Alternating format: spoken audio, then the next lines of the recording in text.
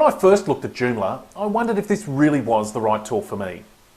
This lesson helps you to understand the main benefits of Joomla over the two other main contenders, WordPress and Drupal.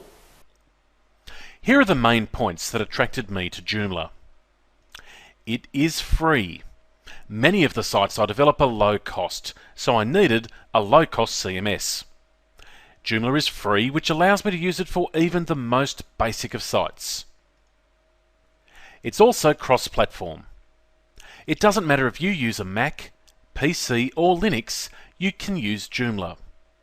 As the site development is done at the server, it doesn't matter what computer you use. And when it comes to hosting a Joomla site, you can choose a host that uses the Apache server, which usually means Linux, or Windows IIS. Most Joomla sites are hosted on Linux-powered servers. Support. The greatest criticism of open source applications is the lack of support.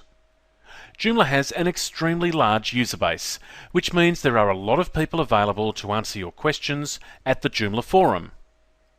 If you really get stuck, there are commercial support providers and you can outsource your project to thousands of keen developers.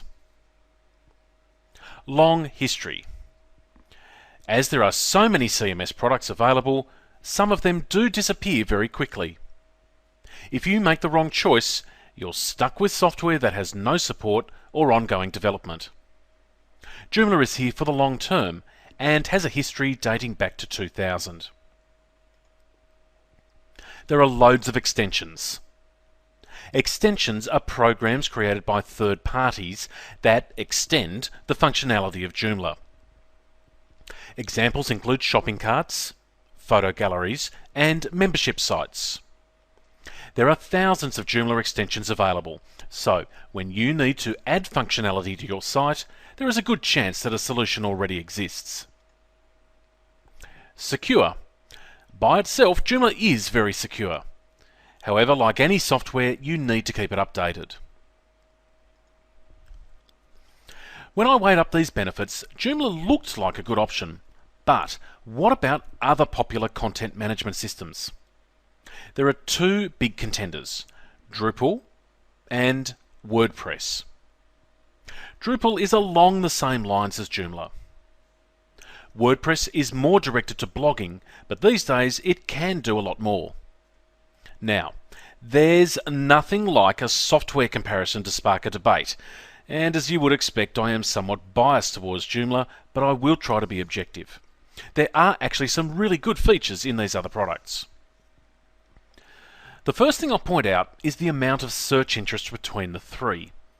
Let's take a look at a tool called Google Insights. This report displays the amount of interest in the search terms Joomla, WordPress and Drupal over time in Google. The blue line is Joomla, WordPress is red, and Drupal is orange.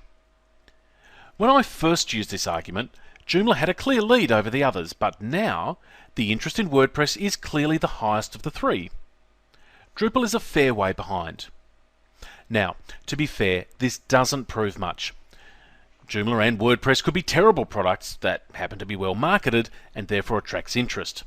But I like to use this as a starting point because it provides a broad overview of the interest in the product.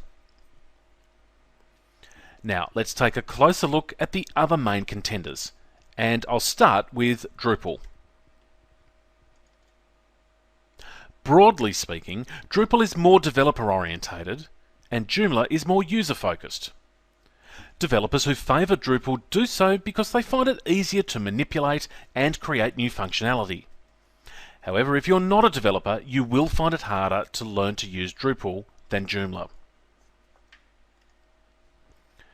One advantage of a CMS is you can restrict who can and cannot view and edit content. Although Joomla always had this ability, Drupal used to be much stronger in this area.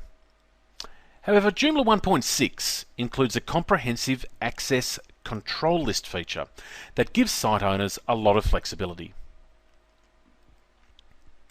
The biggest criticism of Joomla used to be the way it stored content, and the Drupal system was more flexible. However, once again, Joomla 1.6 has solved this by introducing a new nested category solution. So the main criticism that Joomla used to receive against Drupal has been resolved with version 1.6. However, it is still fair to say that some developers prefer the way Drupal works over Joomla. And if you're a developer just building sites for yourself, then this might be a good reason to choose it. But if you're not a programmer, or you are building sites for others, then Joomla is a better option. You or your client will want the easiest experience to build and maintain content, and Joomla is the best in this regard. Another big point in Joomla's favour is its popularity. This means that there are fantastic extensions available, including e-commerce, document management, and community sites.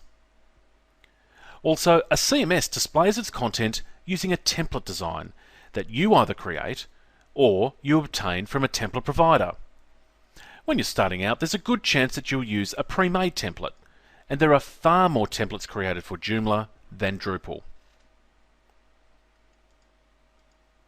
If you're a web developer, you can use Joomla's popularity to help sell your services. Your customers will feel more at ease if you tell them that you use the most popular CMS that is supported by thousands of developers. That means if they ever want to change developers, then it will be easy to find someone else to take over their website.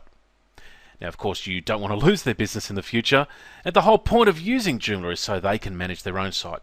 But this assurance will help you win more business. Now, let's have a look at WordPress. WordPress is designed to help people create blogs, and overall it is an excellent product. WordPress is regarded as the best blogging platform.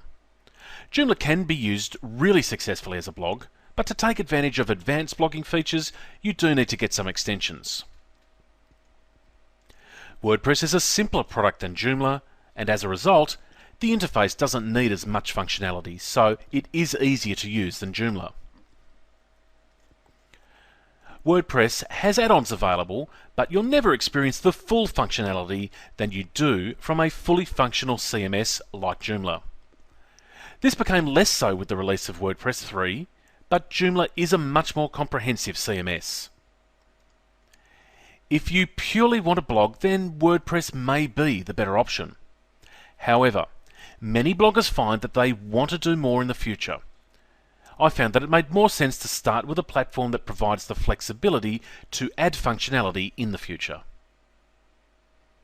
So, there's a quick wrap-up of why I went with Joomla. It can take a little while to get your head around it, which is why you're watching these videos. But once you've set up your first site, I'm sure you'll love using it. The next lesson explains what software and other requirements you need to build a Joomla website. By now, you should be getting a good feeling for what Joomla can do and why it's a good choice for all sorts of websites. We want to be your partner on your Joomla journey, and one of the ways we do this is with our weekly newsletter. Our readers regularly tell us that it's one of the few newsletters they remain subscribed to because it always contains useful tips, reviews, interviews and special offers. We mostly talk about Joomla, of course, but we also throw in the occasional general advice on how to improve your online presence. Visit our website now by clicking the link you'll find on this page, look for the newsletter link, and note that when you subscribe, we give you access to some very important Joomla tutorials for free, along with some other goodies. The next lesson walks you through the requirements for a Joomla website.